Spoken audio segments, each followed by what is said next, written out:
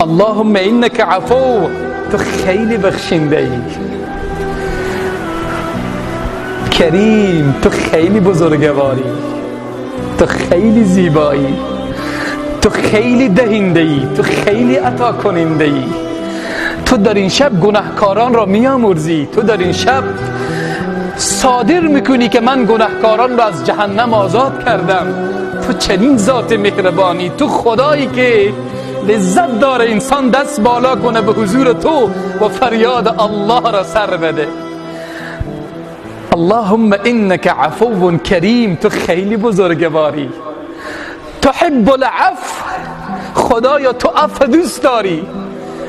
سبحان الله، تو دنبال بخشش میگردی، تو دنبال بهانه میگردی که بنده دست بالا بکنه بگی بخشیدم. الله میگم اگر بنده من دست به حضور من